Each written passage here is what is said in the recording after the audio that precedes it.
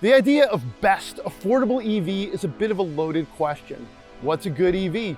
What's affordable? With that in mind, we gathered 4 top EVs for testing. The Tesla Model Y, the Volkswagen ID.4, the Kia Niro, and the Hyundai Kona. They all cost about $45,000, which is the average price of a new vehicle in the United States. We examined their design, their efficiency, and their value. There's a lot to unpack. Let's dive in.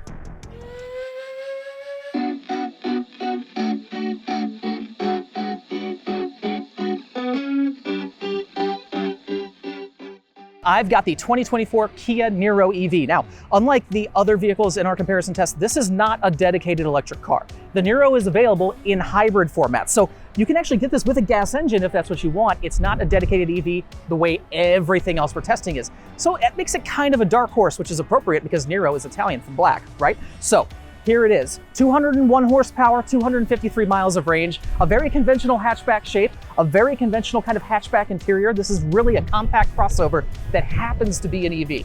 So it's kind of working from behind compared to some of the other things in our comparison test. It is a little bit older than some of the dedicated EVs we're testing. The exception there would be the Tesla Model Y, which is about the same age. But again, because this isn't a dedicated EV, we're talking about a front-wheel drive car based on a gasoline powertrain. So it's a little bit of a kind of outsider in this comparison, but we have high hopes for it. In fact, one of our staff members actually owns one of these. So that's how much Autoblog likes the Niro. We're looking forward to seeing how well it does in our comparison. All right, I want to point out one unique feature of the 2024 Kia Niro EV that's actually advantageous given everything that's happening with electric cars right now. That's this. This is a center front charge port, which is going to be really useful when you go to a Tesla supercharger because those don't have the same cords that you get in the standard charger setups. And so you'll easily be able to reach this one because it's right there in the nose, unlike the others which are usually on the side. So this is better for a Tesla supercharger, not necessarily better or worse than any other charging setup. Now that you've seen the outside of the 2024 Kia Niro EV, we are inside. This is a Wave model, so it's pretty well appointed. We've got a model here that checks in at just over $46,000. We're right in the meat of our average transaction price. And looking around, this is actually a fairly elaborately appointed car. When you look at like the VW ID.4 and the Tesla Model Y, they're very Spartan inside. There are very few buttons. There are very few things to click, press, touch, do, look at. It's all in a screen. This, of course, still has the screen. In fact, this has dual 10.25-inch screens and has all of the fancy Android Auto and Apple CarPlay integration and things like that. But you still have a ton of conventional buttons. The rotary shifter, it is what it is. And we have the simple dual function setup here that we get in all of Kia's newer cars. So you have the audio and the HVAC using the same set of controls with one quick toggle. So really, it's a very conventional Kia on the inside. It's roomy, but again, it's very much a compact crossover. It is not a dedicated EV platform. It doesn't feel like an EV inside, doesn't look like an EV on the outside. It's very much a conventional Kia. So that may help and that may hurt. We'll have to see how it does compared to the others in our test.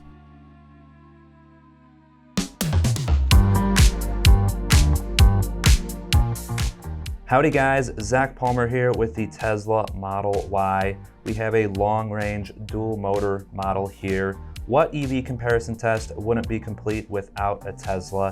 And we have the most popular one in the world right here. So dual motor, all-wheel drive, 0 to 60, 4.8 seconds, range of about 292 miles.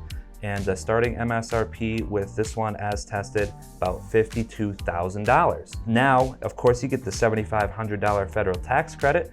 So that brings you to an as tested price of just about $45,000, which is right there in the range with all of the other cars in this test. After hopping out of it here, I think there's a lot of high highs to this car and a bunch of low lows. One of the biggest highs, the charging and the battery tech. This thing has a lot of great range and a lot of great charging. 250 kilowatt maximum charge speed. The Tesla supercharger network, super easy to use, especially compared to the other chargers like the Electrify Americas and EVgo's that we've seen and used in this test. You know, it's one of the biggest things that you get when you buy a Tesla. Now, the value proposition I think is also really good with this car because it's one of the larger vehicles in this test. You have a fairly large cargo capacity, a pretty big back seat, and it just feels spacious and airy inside. Now, There's also the infotainment system, which, while it may take a second to get used to, I think people are gonna really love once they start learning it.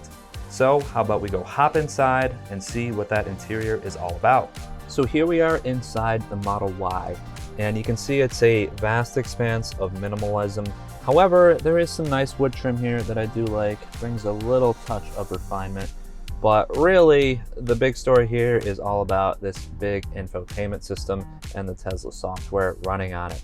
So of course, you get the navigation and route planning through superchargers, which is a huge, huge plus for the Model Y.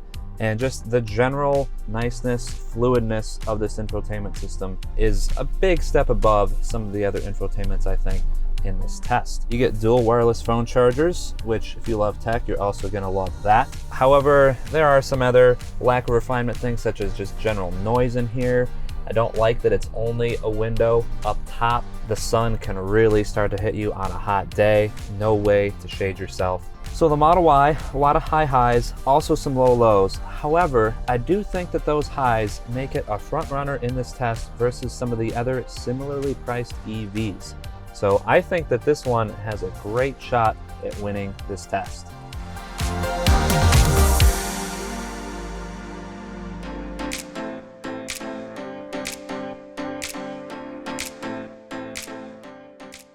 This is the 2024 Volkswagen ID.4 Pro. This is in rear-wheel drive, so just the one electric motor. It's got 282 horsepower. That said, it's got 291 miles of range, which is pretty decent. Overall, I like the ID.4. I think I like it a little bit better than some of my colleagues here. It's roomy inside, it's fairly comfortable, pretty good to drive. I really like the steering and the handling of it. The steering is really sharp. Definitely reminds me of some of the more European Volkswagens. But that said, there are kind of a lot of body motions, especially when you're just sort of bumping around at low speed. You just sort of feel it moving around, feels a little top heavy, but nothing too crazy. It's quiet, it's pretty comfortable. Starts at 46,000 with destination, which isn't bad, especially considering you get 291 miles of range with it. That said, let's take a look inside and I can show you some of the good things I like and some of the problems with it. Some good things and some bad things inside the ID.4. You have all these touch controls on the steering wheel. You have touch controls at the bottom of the infotainment. Even the controls over here, you have to press a little haptic button to switch between putting the rear and front windows up. Very confusing, very easy to touch the wrong thing. The infotainment menu is better than it used to be. Still a little clunky to navigate. It does have wireless Apple CarPlay, which is nice. You don't have to plug it into anything. And a little spot for your phone right here on this wireless charger. And yeah, very roomy. And I really like these materials. This nice fabric, this nice leatherette. Feels pretty upscale in this part, but then when you look at things like the top of the dash, there's some hard plastics. I mean, this is somewhat soft, but I don't know, it doesn't feel very premium. You might get a little more in some of the other cars. This doesn't have power seats. It's got manual seats to move back and forth. You've got these weird sort of, this is the drive selector. It's a little odd. It's better than it was before. It used to be up here and very clunky. You've got this tiny little digital screen in front of you. It could be bigger, a little bit easier to use in my opinion. That said, it is fully digital and in color, which I like. But yeah, the biggest problem for me is all the touch stuff. These sliders, especially over here. There are ways to sort of navigate around those if you want to go through the menus.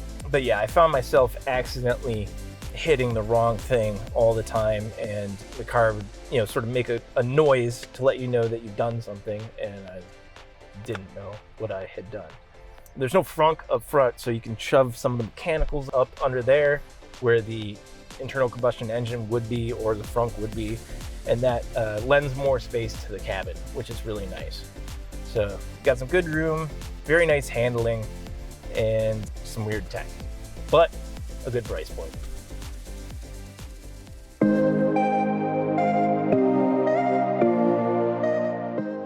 Hey guys, Zach Palmer here again with the 2024 Hyundai Kona Electric now. So this car is one of the smaller ones in our EV comparison test. It's also on the pricier side. It's just over $46,000, nearing $47,000 as tested, because it is a fully loaded model. That means it has all of the gadgets and gizmos. The Kona itself starts out a good bit cheaper, but this one matches the price of all the others in the test as close as possible. So do you go for something more luxurious, or do you go for something that's smaller and perhaps a little less luxurious? Let's take a look at the specs here real quick. So the Kona Electric has a small-ish battery that is good for about 261 miles of range. That's less than the ID.4, also less than the Model Y, but still plenty respectable. Has 201 horsepower, 188 pound-feet of torque, just to a single electric motor in the front. So still okay for winter driving, I'd say, with front-wheel drive, but overall not as performance-oriented as something like an ID.4 or Model Y. Design-wise, I think this thing has a lot of character. You look at the front, look at the rear, you have really cool ionic and pixel lights on it, really neat light bars. So those are some of the pluses. Now, of course, this thing has a lot of minuses too, which I think really hold it back in this test, such as the charging. It's not very fast. You can get from 10 to 80% in about 43 minutes. That's not very good versus the Model Y or even the ID.4. Inside the Hyundai Kona Electric, I honestly think we might have the best interior of this whole test. It all starts out with this very cool curved screen expanse. You have a large infotainment system and a large digital cluster. Below that, you have a lot of really great physical controls too. So you're not all just screen required for every single control. Knobs, buttons, switches. It's all there, and it honestly makes for a very futuristic but still very usable experience inside. The seats themselves have a lot of great texture, random usage of materials that I really love, just textiles, cloth, interesting rubber, and plastics. It's all there, and I think it really adds to the experience inside this thing and makes it feel more worth its $46,000 price. Now those are the pluses. Again, the minuses, this thing is small. The back seat is probably right along with the Niro, the smallest in this test. The same thing goes with the cargo capacity. It's just on the smaller side, which when you're looking at value, definitely isn't a great look. However, if you want all of the niceties, still a really great powertrain, the Kona Electric is really, really competitive. Just doesn't quite measure up in the value proposition here versus some of the others.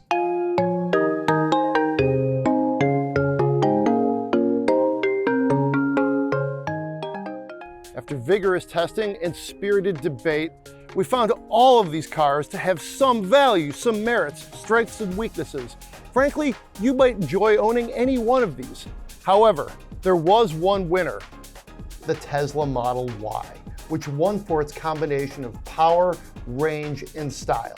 Plus, it's a Tesla, which means it's different and has a stronger, different identity than basically any other electric vehicle in the field. This can change the EV industry because it brings an affordable, stylish car to the masses. Now, Tesla's already said that they're going to look at making even cheaper cars, but right now the Tesla Model Y and its platform, the Model 3, are both strong entries for consumers looking for affordable, fun-to-drive EVs. Now, this was a tight comparison test.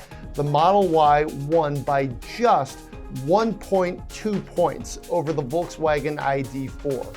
The field itself, which included the Hyundai Kona Electric and the Kia Niro EV, was relatively bunched closely together, but the Model Y and the ID.4 were the top two. The editors disagreed, but in the end, we did all agree that the Model Y was a worthy winner. Now, it wasn't a perfect vehicle. The infotainment system and the interior can be a little confusing. The infotainment, I wouldn't call it dense, but it can be challenging to operate.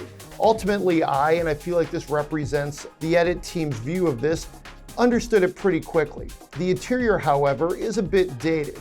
We tested a Model Y that is a 2021 model. We did this because it's what was available.